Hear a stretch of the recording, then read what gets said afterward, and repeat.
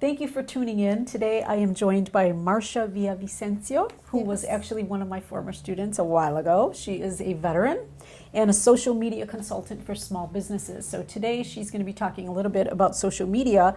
And because you have that military background, I wanted to ask you if you could just give us a little bit about your mini resume. You know, you started out in the military, and how did you end up to where you're at now?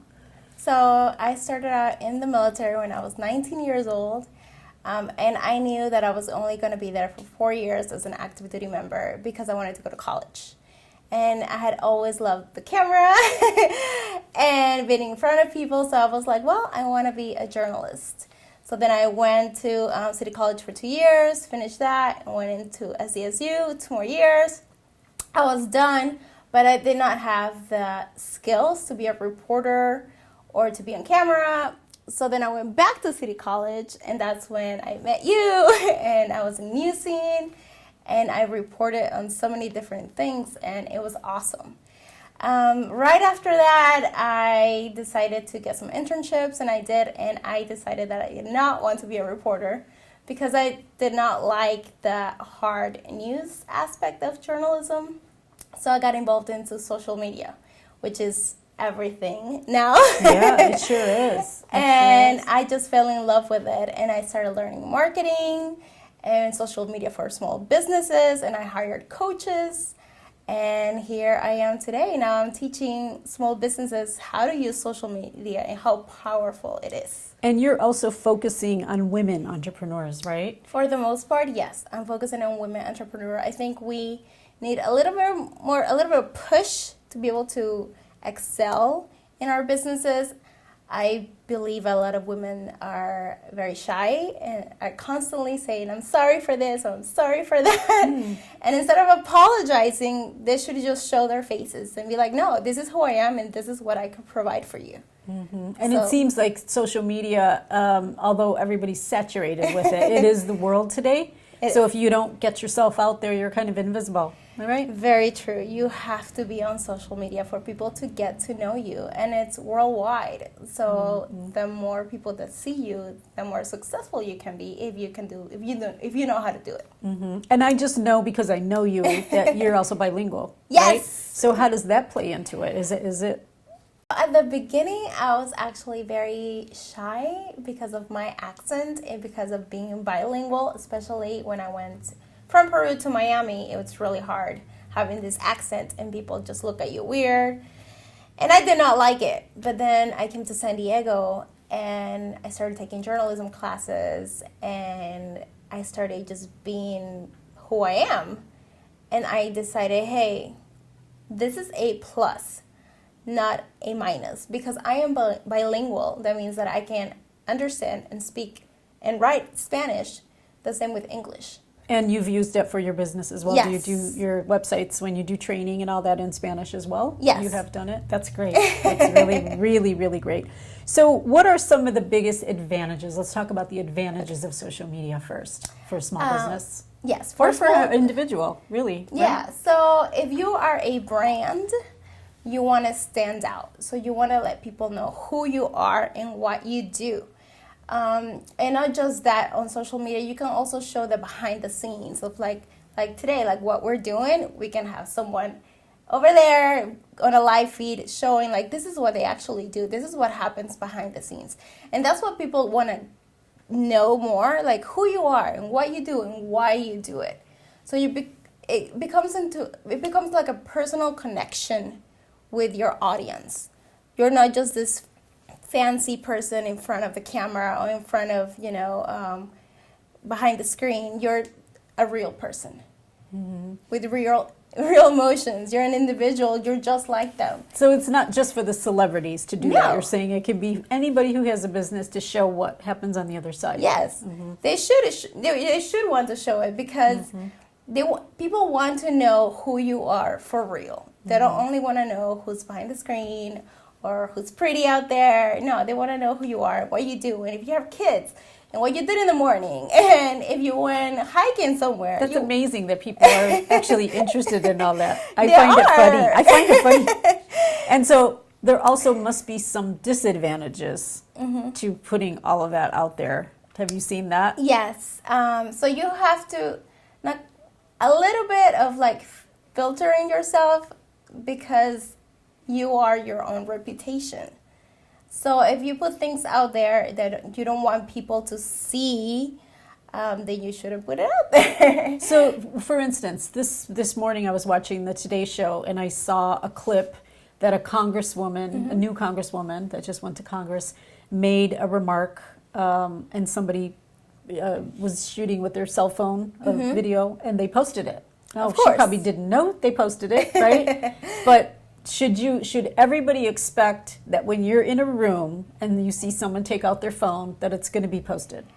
You should assume that especially if you're a public figure or people know you and they have some sort of interest in you, that yes, if they have a phone out, they might be recording you and you might not know it. So you got to be very, very careful of people around you, one, and two, like what you're saying when people are in a room all together, because you don't want to come across as that person that maybe you didn't mean it and you said something wrong at the wrong time with the wrong people around you, and next thing you know, you go viral. Yes. And you So for it can the wrong backfire. reasons. It can backfire. Yes, it can backfire. So early on, when you were maybe still my student or just shortly thereafter, you shared with me your personal website. And this was before you were teaching. This was before Yes. you were really, I was really blown away by your Thank website in a you. very positive way. I was taken back because you were so young at that time. Yes. And your website, I didn't even have a personal website at that point. So I'm like, wow, it had everything on it. And we're going to show it. We're going to show it while we're okay. talking about it, just so we Awesome. can see Yeah. a clip of it. You have your picture, you have video, you have audio, you have your social media, you have This Is Who I Am, you have print articles. It was all there. So if I was going to hire you, I can see in one snapshot who you are. Yes. So how did that come about? Well, I took an internship course at SDSU, and little by little they taught us how to build a website from the ground up. And we learned a little bit of HTML, which is still pretty hard. But just the basic things of how to build a website. And now there are so many websites out there that are easy, so The easy templates. to build. It's just like a template, and you just copy paste type thing. It makes it so much easier. And if you're in the media industry, period, you want to show people who you are and what you do and what you have to offer. So that's an awesome way to pretty much put your resume out there for people to just find you. And as crazy as it seems, because of my website, because of my social media, I've been hired by many different people because they can see. I mean, it's like a show. You're not just telling them, oh, this is what I do. It's like you're showing them that, yeah, you know what you're doing. So it's very, very important to have one. Okay. And how do you, like you needed samples of things to put on there. So for somebody that might not have that, those clips or might not have the audio story or the video story, what would you recommend to people how to get the things that they need to put on there? So everyone has a phone. Most of us have a smartphone nowadays. So if you want to create a story, you can just create it with your phone. It's as simple. You can take pictures, write a little story, and just post it as a blog in your website. Blogging. And it becomes an article, your own article for your own website.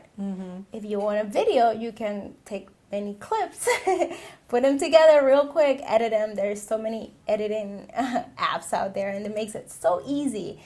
And you can just put it together and put it out there, make us, write maybe like 2-3 sentences about it and tell people, hey, this is what I did. Post it on YouTube. So now it's so much easier. Than compared when you did it. Than compared to back in the day when you had to have a full-on camera and a set and everything, and just made it so complicated. Now it's as easy as grabbing your phone and recording things. And That's it. I also heard you telling one of our other guests a little earlier that you actually advise people to post at least once a day. When is it too much posting? I mean, how do you know where to gauge it? Yeah, so I think if you're posting like 5-6 times a day, that's a bit much because people want to see you, but they don't want to see you that much. So if you become spam me on their feed, then they're gonna be like, you know what, I need to unfollow this person or unfriend this person because I'm not interested. I'm not that interested in what they have to say. But if you post once a day, there is almost, I believe, almost 1 billion users right now on Instagram. Wow. So you have to post at least once a day to become relevant to your audience. Because there's so many people posting so many times a day that just posting once a day, it's going to be okay. You're not going to spam anybody. It's not going to be, too much. And you have to learn how to use hashtags. And also, especially on Instagram, you want to tell a story behind the picture. Kind of like in journalism, we do that. You always want to tell a story. You just don't want to post a picture and say, hey, this is me, and that's it. Like, no, we want to know what happened. Why are you posting this picture? What's the story behind it? And that is so, so important. Okay. So, yes. That's good to know. That's really good to know. I think a lot of times we have all these tools, but we don't always know how to use them. And I also don't want to date myself, but I think my generation is a little bit behind the ball compared to your generation. And even the younger students who are university students now seem to be so savvy on all these different platforms. Does it break up into age categories? I mean, there's still Facebook users, Twitter, Instagram, Snapchat. I mean, do I need to be on all of them? Yes, there's always new things coming out, especially on social media. So I think you have to choose the one that's best for you and your business, and also the one that you like the most. Some people like Facebook a lot and they have a lot of friends, or they have a like page, which is like a business page there. If they have a lot of followers there, then they should focus on that more. Instagram now, it's probably one of the biggest platforms because there's so many users and it's so easy to just scroll and keep on looking. I love that platform personally. So I think you have to choose a platform that applies more to what you're doing. And you can try them, 1, 2, 3, 4 different platforms if you want. But I would advise people to only stick with 1 or 2 at the most and just really learn that platform. Really, really learn from, professionals and people that are doing it, from influencers. Let them teach you. Why not? Don't be shy. Reach out to them. Ask them, hey, how do you do this? How do I learn this? People are more willing to help you out that are not, actually. They're more willing to be like, oh, yeah, let me help you. I'll teach you how to do this real quick. So you have to pick what's best for you and which one you like better. You have to enjoy it. Social media should be enjoyable. It shouldn't be a burden. So for somebody like you or me, because I do more than one thing professionally, right? So I teach, I have a business, you are fitness, you also have your social media business and other things that you do. Should you always have the same handle across all the platforms? Handles. I would advise, if you are a brand, yes, you would want to have the same handle because it's easier for people to find you that way. It is so much easier for people to find you. Sometimes it is not possible because someone else already took it. Yeah. So if something kind of close to that, if you can get closer to that handle or closer to whatever you already have somewhere else, that's good. But I think most important is your message and who you are and how you're portraying yourself. And for example, I have two Instagram pages and 2 Facebook pages because one is dedicated just to fitness. So I'm very fitness focused in that one. And the other one is more like a lifestyle page. So I post fitness still in there. I post social media tips. I also post things that I do, travel, adventure, so a little bit of everything. So for someone that's so versatile and has so many things that they do, I would recommend more like a lifestyle page, and they can just have one page. And also what I recommend is if you can take one day, maybe 2 hours out of your day to take pictures, just pictures of you, pictures on your computer, pictures doing what you like to do, what you're supposed to be doing, in your business. And you have 30 days, if you have 30 to 50 pictures, you have like 30 or more days of content right there because the picture. It kind of seems like cheating to do that. You know, like Yes. you're taking all the pictures, but that day you really didn't have that outfit on or you didn't look that way. You know, I don't know. To I me, it know. just Some seems people, well, you're obviously going to have a content calendar. So you can have all the pictures ready. So obviously if you take a new picture, you know, tomorrow and you want to post it, you can still post it. But for the days that you don't have any content, use those as you filler. have those. Okay, that's a So it really those are works. really really good tips, and I just I wish that I had somebody like you to do all my social media every day, all the time, because I just never seem to have enough time to, you know, I guess when, you know, if you're at a parade and you see something go by that's like, wow, you'll take a picture of it and post it, right? So I guess you have to kind of think of it that way, like anything in your business or your life that's going to pop out, like what we're doing today, I have to make sure and post it, right? You also specialize in women entrepreneurs, right? So can you tell me a little bit about that? So I believe that you want to target a certain market, because if you're speaking to everyone, you're speaking to no one. You don't have a certain message to give. You're just kind of saying things left and right. But you want to speak to a certain audience. And for my social media consulting, I'm speaking to women entrepreneurs because I want them to stand up, be who they are, show themselves, and tell their audience what they have to offer. So that's my niche in that sense. I want to speak to them. The same thing with my fitness business. I'm speaking to body positivity and fitness and women. So that's my niche. So I think for anyone who has a small business, it's very important to know who their ideal client is, who their ideal audience is, and speak directly to them as if they were maybe their best friend. Great. Advice for anybody that's thinking about this as a career, because it doesn't sound like you set out to do this for a career, but it just all came full circle and you're making it work for you. Yes. So what about somebody else that might be thinking, hey, you know, I want to look more into doing social media as a business for myself, or, you know, for hire? So first you have to like social media. You have to like taking pictures, writing content, constantly showing up. You have to like that first. Second of all, you have to learn a little bit of marketing, because social media marketing is very important, especially if you're doing it for someone else. You have to learn how to post not just pictures, but tell a story. Interesting. You have to Which learn. takes you back to your journalism skills, right? Yes, thankfully. You have to know how to captivate audiences. And you have to know, and this is probably the most important aspect, who is your ideal client? That is like the most important things. For example, my ideal client when I'm doing fitness, I'm a body positive fitness coach. That is my title.